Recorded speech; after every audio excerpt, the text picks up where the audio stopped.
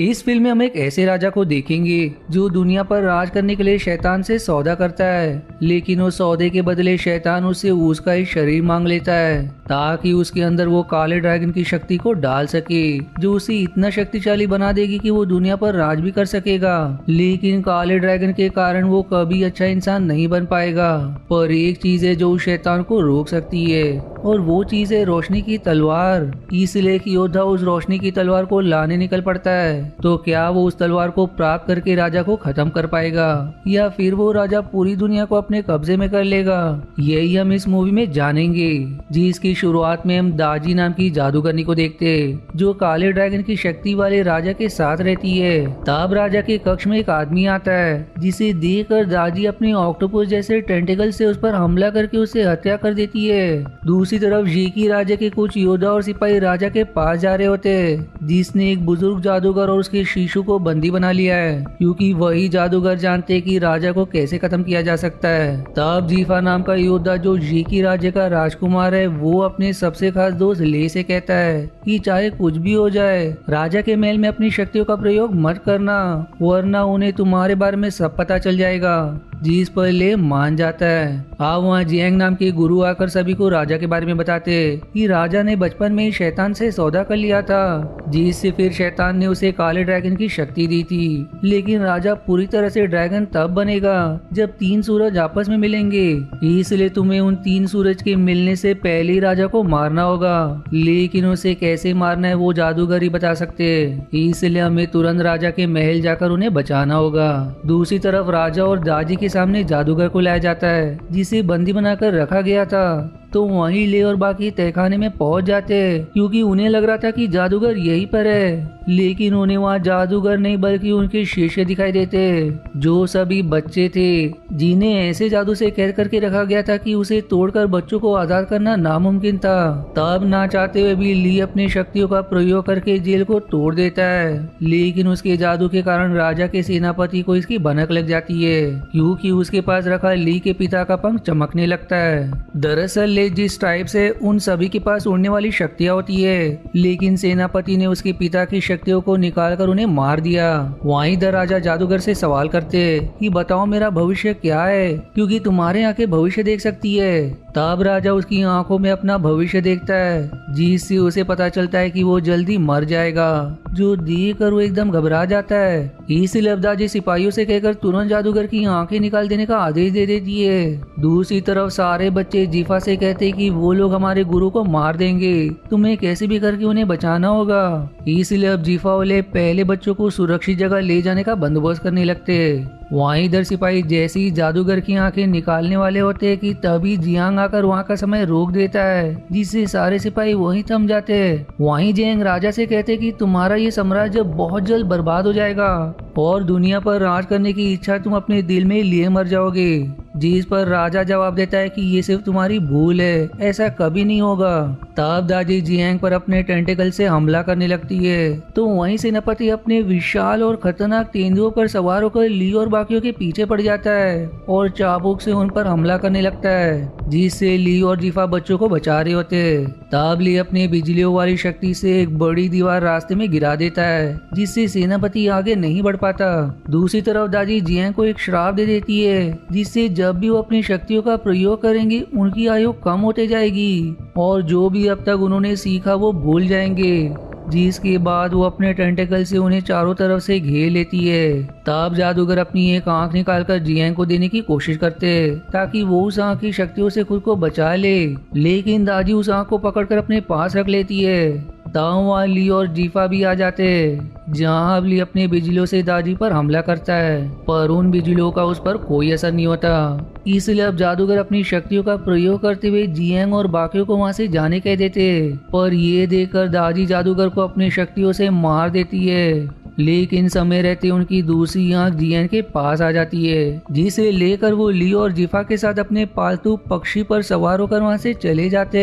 अब जियांग और बाकी जीकी आ जाते, जहाँ वो उस आंख से अपनी शक्तियों के जरिए पता लगाने की कोशिश करते कि आखिर राजा को कैसे मारा जा सकता है। लेकिन अपने शक्तियों का प्रयोग करने से वो थोड़े जवान हो जाते, पर इससे उन्हें पता चलता है कि राजा कैसे मरेगा और उसे मारने के लिए उन्हें रोशनी की तलवार की जरूरत पड़ेगी। लेकिन उस तलवार का प्रयोग हर कोई नहीं कर सकता, क्योंकि जो उस तलवार के योग्य होगा वही उसे पकड़ सकता है, जिससे उसके अंदर गोल्डन ड्रैगन की शक्ति आ जाएगी, जिसी से वो राजा का खात्मा कर सकेगा। जो जानकर सभी दंग रह जाते।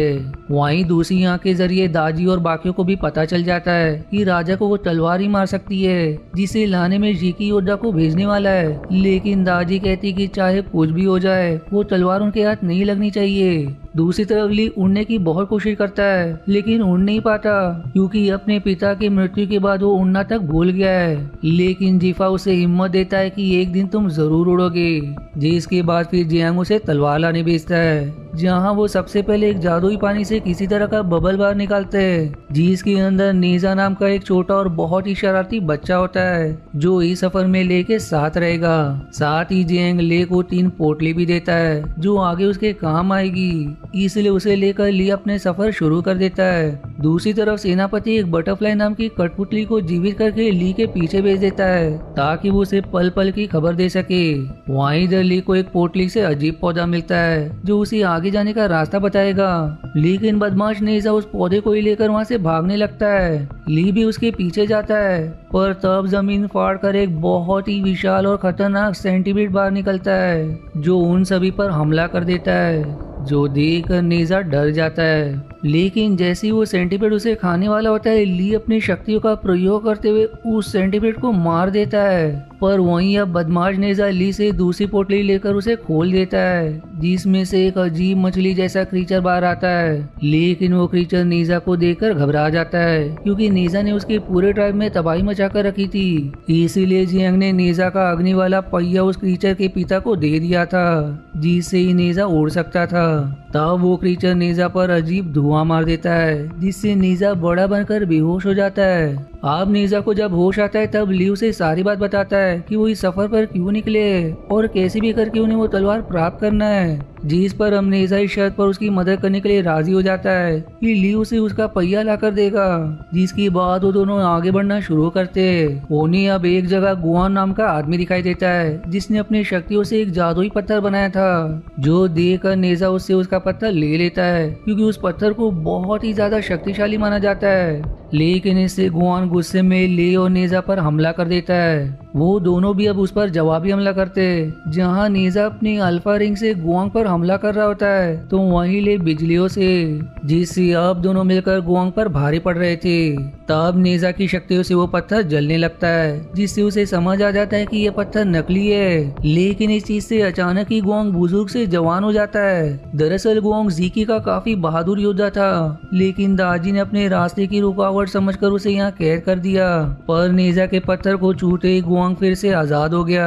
इसलिए वो उन दोनों का धन्यवाद करता है। साथ ही वो उनसे कहता है कि तुम जिस चीज के लिए सफर पर निकले हो उसे पूरा करो, और तब तक मैं अपना गोल्डन आर्मर लेकर आता हूँ। लेकिन तभी तीसरी पोटली से अपने आप ही एक कुत्ता बाहर निकलता है, जो गुआंग का ही था, जिसे देखकर वो खुश हो जाता है, जो फिर उसके साथ अपना आर्मर लाने निकल जाता है। अब ले और नेजा एक जादूगरनी के पास जाने के लिए निकल जाते, जिसके पास एक ऐसी नाव है जो उन्हें कहीं भी पहुंचा सकती है। तब उस जादूगरनी के गांव में ली की नजर बटरफ्लाई पर पड़ती है, जिसे वो पहली ही नजर में पसंद कर लेता है। लेकिन जैसे वो उसे छूता है, सेनापति को पता चल जाता है कि अभी ले कहाँ है और आगे उसका क्या प्लान है। इसलिए वो चौकन्ना हो जाता है। वहीं ले उस जादूगरनी के पास आकर उससे वो नाव मांगता है, लेकिन वो जादूगरनी उसे एक रहस्यमय दुनिया में ले जाती है और वहां ले जाकर उसे हिप्नोटाइज करते हुए उससे सवाल करती है कि तुम ही जियांग हो ना, मैं कई सालों से तुम्हारा इंतजार कर रही थी।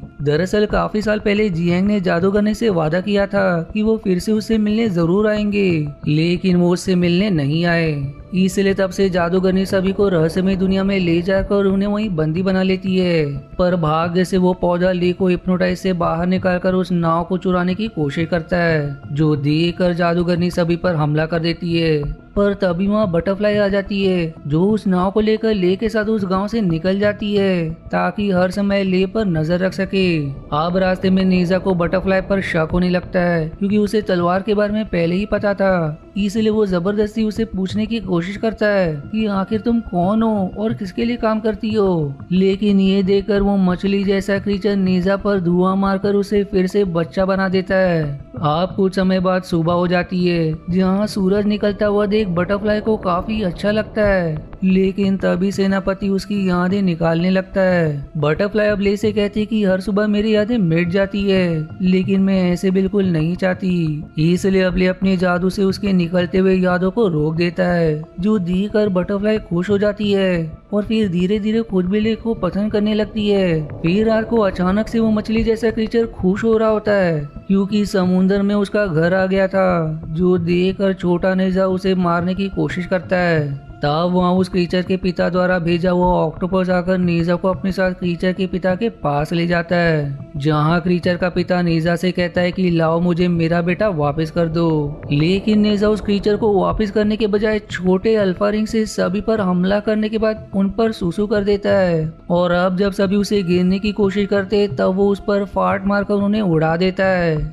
जिस वजह से कोई भी उसका मुकाबला नहीं कर पाता। फिर इसके बाद वो क्रीचर के पिता से कहता है कि अगर तुम अपना बेटा वापस चाहते हो तो मुझे मेरा पहिया वापस कर दो, जिस पर क्रीचर का पिता उसे उसका पहिया वापस कर देता है। और फिर नेजा उस पर सवार होकर सबसे पहले खुद को विशाल बनाकर उस क्रीचर को उसके पिता को देने के बाद वहां से चला जाता है। दूसरी तरफ ले और बटरफ्लाई को वो नाव एक जगह लेकर आती है, जो कि एक तैरता हुआ शहर होता है, और उसी शहर में पहले ले और उसके ट्राइब के लोग रहा करते थे।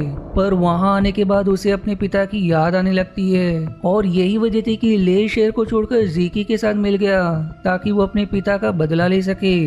तब एक जगह उसे किसी पक्षी की आकृति बनी दिखाई देती है, जो रोशनी का प्रतीक है, जो देखकर वो समझ जाता है कि वो तलवार यही होगी।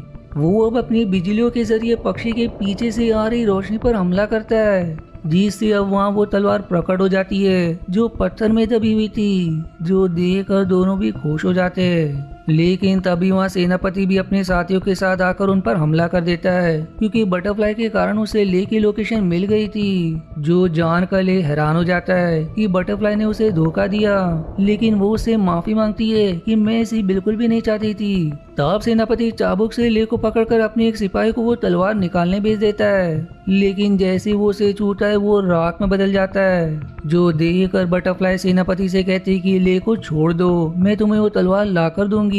ले अब उसे मना भी करता है, लेकिन वो उसकी एक नहीं सुनती और फिर उस तलवार को निकाल देती है। लेकिन इससे बटरफ्लाई को कुछ नहीं होता, क्योंकि वो इंसान नहीं बल्कि एक कठपुतली है। पर तलवार के अपनी जगह से निकलती उसकी सारी शक्ति खत्म हो जाती है, जिससे वहाँ एक जोरदार धमाका हो जाता है। अब उस धमाके में बटरफ्लाई नीचे गिरने लगती है, लेकिन तब ले अपनी शक्तियों पर भरोसा करके उड़ने की कोशिश करता है, और फिर भाग्य से उसके पर निकल आते हैं, जिससे वो बटरफ्लाई को बचा लेता है।